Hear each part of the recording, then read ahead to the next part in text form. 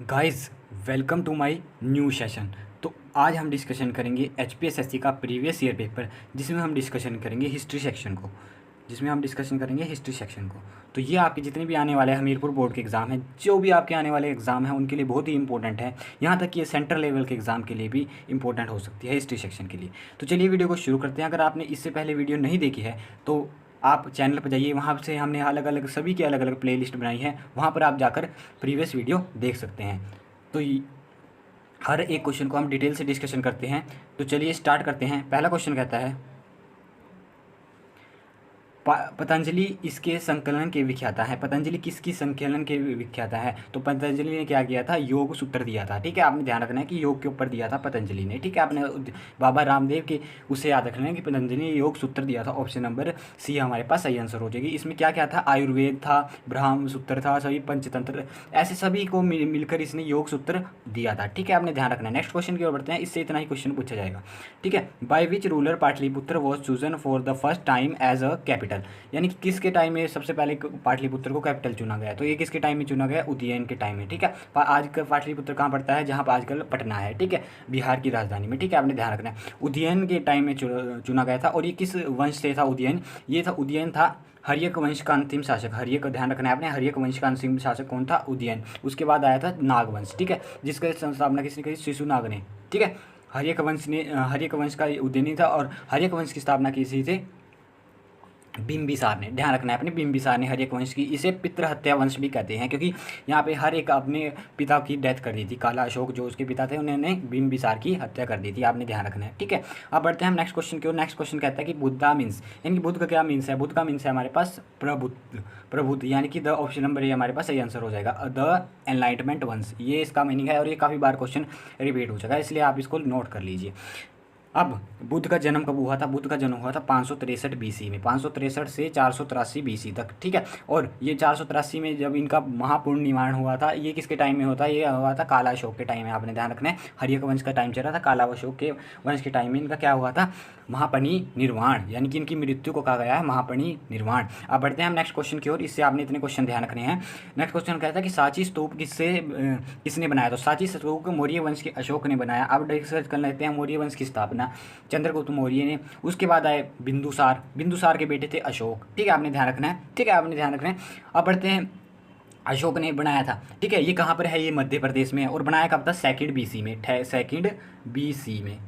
BC में। ठीक है, सेकंड बीसी में। अब यूएनएस, सबसे इंपॉर्टेंट क्वेश्चन जो पूछा जा सकता है आपके आने में, इसको यूनेस्को ने वर्ल्ड हेरिटेज का दर्जा कब दिया गया है? 1989 में। आपने ध्यान रखना है, 1989 में इसको यूनेस्को का सांची स्तूप को वर्ल्ड हेरिटेज दर्जा दिया गया। ठीक है, और इसमें एक ऑप्शन दिया गया समुद्र को भारत का नेपोलियन कहा जाता है। आपने ध्यान रखना है। नेक्स्ट क्वेश्चन की ओर बढ़ते हैं। नेक्स्ट क्वेश्चन कहता है कि शक संवत प्रारंभ हुआ था। शक संवत कब से प्रारंभ हुआ था? ये हुआ था हमारे पास 78 से। ऑप्शन नंबर बी हमारे पास सही आंसर हो जाएगा, 78 से। अब इसके जो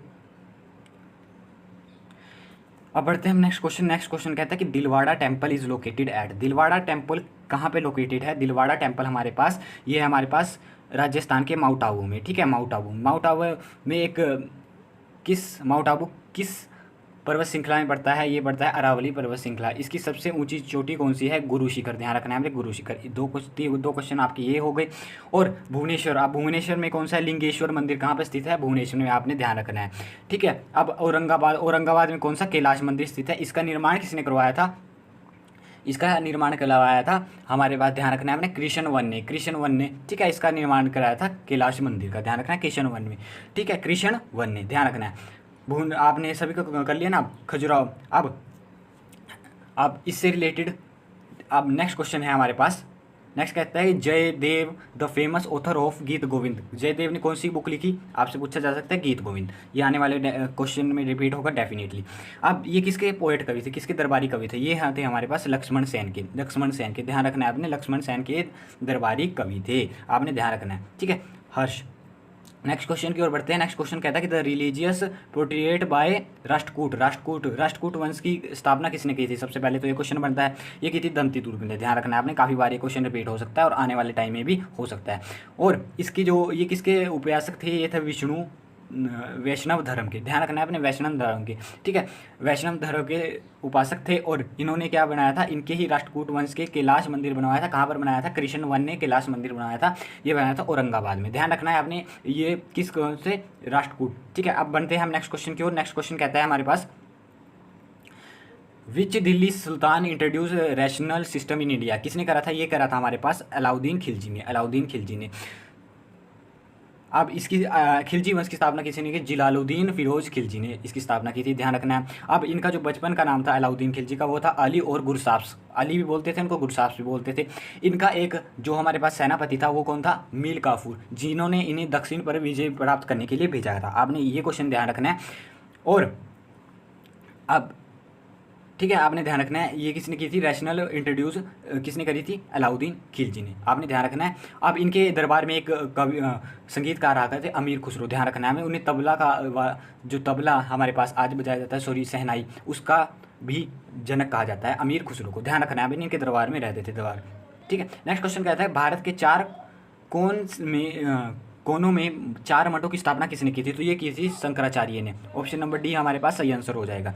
अब इससे रिलेटेड एक आता है, अद्वैत की स्थापना किसने की थी, अद्वैत की स्थापना किसने की थी, अद्वैत की स्थापना, तो अद्वैत की स्थापना भी शंकराचार्य ने की थी, आपने ध्यान रखना है। अब क्वेश्चन की ओर बढ़ते हैं हम, ये क्वेश्चन पहले पूछा जा चुका है एसपीएससी ने। नेक्स्ट कहता है, वो among the following Indian ruler was contemporary of Akbar, Akbar के कंटेम्प्रेरी कौन था, ये थी हमारे पास Rani Durgavati. Option number A हमारे पास सही आंसर हो जाएगा, क्या हो जाएगा, रानी दुर्गावती, आपने ध्यान रखना है। अब अकबर से रिलेटेड कुछ क्वेश्चन डिस्कशन कर रहे थे, ठीक है। इन्हें क्या कहा जाता था, जलालुद्दीन कहा जाता था, ठीक है। और बेरम खां इनका एक गुरु था, ठीक है, बहुत पहले जब इन्होंने स्टार्टिंग राज करना स्टार्ट करा था, ठीक है, आपने ध्यान रखना है। और उसके बाद की बात आती है हमारे पास, बीरबल इनके दरबार में रहते थे, तानसेन इनके दरबार में रहते थे, टोडरमल इनके दरबार में रहते थे। इनका सेनापति था मान सिंह, आपने ध्यान रखना है, इनका सेनापति था। और इन्हें मनसबदारी प्रथा स्टार्ट की थी, और इन्होंने बुलंद दरवाजे का निर्माण करवाया था गुजरात विजय पर, आपने ध्यान रखना है। और नवरत्न इनके दरबार में थे, ठीक है, आपने ध्यान रखना है कि नवरत्न किनके दरबार को कहा जाता था, अकबर के दरबार को कहा जाता है। बढ़ते हैं हम नेक्स्ट क्वेश्चन की ओर। नेक्स्ट क्वेश्चन कहता है कि अष्टप्रधान किसके राजकीय परिषद थी, अष्टप्रधान किसके राजकीय परिषद थी, ये थी हमारे पास शिवाजी की। ऑप्शन नंबर बी हमारे पास सही आंसर हो जाएगा, ठीक है। और इनका जन्म हुआ था 1627 में, 1627 में इनका जन्म हुआ था। इनकी मृत्यु कब हुई थी, इनकी मृत्यु हुई थी 1680 में, ध्यान रखना है अपने, 1680 में इनकी अप्रोक्सीमेट इनकी मृत्यु हुई थी, 1680 में, ध्यान रखना है। अब इनके अष्टाध्यायी, इनके जो हमारे पास अष्टाध्यायी, इनके जो भी राजकीय परिषद थी उसको अष्टाध्यायी कहा जाता था, आपने ध्यान रखना है। और एक जय सिंह के साथ इनकी संधि हुई थी 1666 में, ध्यान रखना है। 1666 में इनके जय सिंह के साथ एक पुरंदर की संधि हुई थी, ध्यान रखना है, पुरंदर की संधि कब हुई थी, 1666 में। अब बढ़ते हैं हम नेक्स्ट क्वेश्चन की ओर। नेक्स्ट क्वेश्चन कहता है कि the famous sun temple located was build by, तो फेमस सन टेम्पल किसके द्वारा बनाया गया था, ये पल्लव वंश के नरसिंह फर्स्ट के द्वारा बनाया गया था, ध्यान रखना, किस वंश के, पल्लव वंश के। आप पूछ लिया जाएगा कि सन टेम्पल किस वंश के द्वारा बनाया गया था, तो पल्लव वंश के द्वारा। नेक्स्ट इससे रिलेटेड एक क्वेश्चन बनता है कि इसको जो सन टेम्पल है इसके लिए जो हमारे पास किस ईयर में इसको यूनेस्को का वर्ल्ड हेरिटेज में 1984 को इसका। नेक्स्ट क्वेश्चन की ओर बढ़ते हैं, the capital of Tipu Sultan, तो टीपू सुल्तान की कैपिटल क्या थी, श्रीरंगपट्टनम। और इनकी 4th एंग्लो मैसूर युद्ध में इनकी क्या हुई थी, डेथ हो गई थी 1799 में, 1799 में सहायक संधि के कारण इनकी डेथ हुई थी। और सहायक संधि लेके कौन आए थे, लॉर्ड वेलेजली कब लेके आए थे, 1798 में लेके आए थे। और 1799 में इस कारण इनकी डेथ हो गई थी जब 4th एंग्लो मैसूर युद्ध हुआ था, ठीक है। अब नेक्स्ट क्वेश्चन की ओर बढ़ते हैं, आपने इससे रिलेटेड क्वेश्चन देख लेने। नेक्स्ट क्वेश्चन कहता है कि किस सिख गुरु ने विद्रोह शाहजहां खुसरो की धन और आशीर्वाद से सहायता की थी, तो किसने करी थी, ये करी थी अर्जुन देव ने करी थी, ठीक है। और आदि ग्रंथ किसके द्वारा लिखा गया था, अर्जुन देव के द्वारा लिखा गया था। अब इनके जो जनक थे गुरु गोविंद सिंह, इनके सिख जो हमारे पास पहले गुरु थे, ठीक है। उसके बाद अब जो ये हमारे पास हरगोविंद थे, ये से छठे गुरु थे। और तेग बहादुर हमारे पास 90वें गुरु थे, ध्यान रखना है आपने। और 10वें गुरु थे हमारे पास गुरु गोविंद सिंह, ध्यान रखना है, गुरु गोविंद सिंह। और हरगोविंद हमारे पास कौन से थे, छठे थे। अब बढ़ते हैं हम नेक्स्ट क्वेश्चन की ओर। नेक्स्ट क्वेश्चन कहता है कि हमारे पास सत्यार्थी प्रकाश किसके द्वारा लिखी गई थी, सत्यार्थी प्रकाश जो बुक लिखी गई थी वो ध्यान रखना है आपने, ये दयानंद सरस्वती के द्वारा लिखी गई थी, ध्यान रखना है आपने, दयानंद सरस्वती के द्वारा लिखी गई थी। और इन्होंने क्या किया था, दयानंद सरस्वती ने हमारे पास ब्रह्म समाज की स्थापना करी थी। दयानंद सरस्वती ने ब्रह्म समाज ने आर्य समाज की स्थापना करी थी, कब करी थी, हमारे पास इन्होंने करी थी 1875 में, 1875 में ध्यान रखना है आपने, 1875 में। और विवेकानंद ने रामकृष्ण की मिशन की स्थापना करी थी 1885 में, ध्यान रखना है आपने। अब बढ़ते हैं हम नेक्स्ट क्वेश्चन की ओर। नेक्स्ट क्वेश्चन कहता है कि who is known as the father of modern India. तो किसे कहा जाता है फादर ऑफ मॉडर्न इंडिया? क्योंकि इन्होंने सती प्रथा का अंत किया था, ठीक है, सती प्रथा का अंत किया था। ऑप्शन नंबर ए हमारे पास सही आंसर हो जाएगा, राजा राम मोहन का फादर ऑफ मॉडर्न इंडिया। और इन्हें ब्रह्म समाज की स्थापना करी थी, कब करी थी? 1828 में। अब ये क्वेश्चन पूछा नहीं जाएगा ब्रह्म समाज की स्थापना किसने करी थी, ये पूछा जाएगा कब करी थी? 1828 में। ध्यान रखना है आपने, 1828 में इन्होंने ब्रह्म समाज की स्थापना करी थी। अब बढ़ते हैं हम नेक्स्ट क्वेश्चन की ओर। नेक्स्ट क्वेश्चन कहता है वो founded all Indian Harijan Sevak Sangh. तो किसके द्वारा करा गया था? ये करा गया था महात्मा गांधी के द्वारा। कब किया गया था? 1972 में किया गया था। ध्यान रखना है आपने, 1932 में किया गया था। और इससे पहले हुआ था पूना पैक्ट। पूना का पैक्ट कब हुआ था? 1932 में ही हुआ था, महात्मा गांधी और बाबा भीमराव अंबेडकर के बीच में। ये क्यों हुआ था? क्योंकि जो हमारे पास एससी कैटेगरीज थी उनको एक प्रभुत्व दिखाने के लिए, क्योंकि ये हमारे पास किसकी ओर जा रहे थे? ये अंग्रेजों की ओर जा रहे थे, बी आर अम्बेडकर एससी को दर्जा दिलाने के लिए, सीट के लिए, ठीक है। और इस कारण क्या हुआ था? ऑल इंडिया हरिजन सेवक संघ की स्थापना महात्मा गांधी के द्वारा की गई थी, ठीक है। और इस कारण ही इनके बीच में पूना पैक्ट हुआ है। और ये कब की बात है? ये 1931 जब गोलमेज सम्मेलन हुआ था, उस समय 1931 सेकंड गोलमेज सम्मेलन में किसने भाग लिया था? महात्मा गांधी ने। और तीनों को किसने अटेंड करा? तीनों गोलमेज सम्मेलन को बी आर अम्बेडकर ने। अब बढ़ते हैं हम नेक्स्ट क्वेश्चन की ओर। नेक्स्ट क्वेश्चन कहता है द अनुशीलन समिति की स्थापना किसने की थी? अनुशीलन समिति की स्थापना हमारे पास पी एन मित्रा ने की थी, पी एन मित्रा।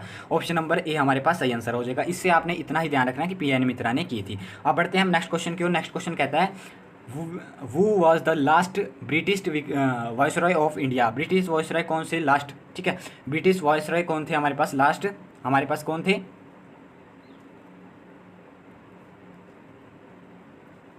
हमारे पास नन ऑफ दीज, ठीक है। वायसराय हमारे पास क्या हो जाएगा? None of these. और नन ऑफ दीज, ठीक है, नन ऑफ दीज क्यों हो जाएगा?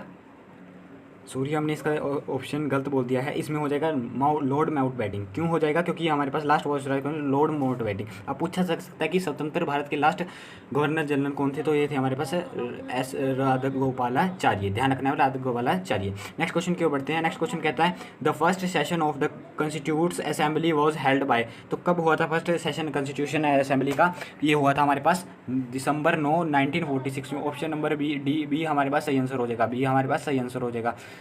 दिसंबर 9 1946 को हमारे पास किसकी कॉन्स्टिट्यूएंट असेंबली की फर्स्ट सेशन हेल्ड हुआ था, संविधान सभा का फर्स्ट सेकंड। और अंतिम सेशन कब हेल्ड हुआ था अगर आपसे क्वेश्चन पूछा जाए तो अंतिम सेशन हमारे पास हेल्ड हुआ था 24 जनवरी 1950 को। और 26 जनवरी 1950 को हमारा संविधान लागू हो गया था। तो ये हमने डिस्कशन करे हिस्ट्री से के कुछ इंपॉर्टेंट क्वेश्चन जो कि आपके आने वाले जितने भी एग्जाम हैं उनके लिए काफ़ी इंपॉर्टेंट है। तो अगर आपको वीडियो पसंद आई तो वीडियो को लाइक कीजिए, चैनल पर नए हैं तो चैनल को सब्सक्राइब कीजिए। मिलते रहेंगे ऐसे ही जो नेक्स्ट सेशन आएगा हमारे पास ज्योग्राफी सेशन पर।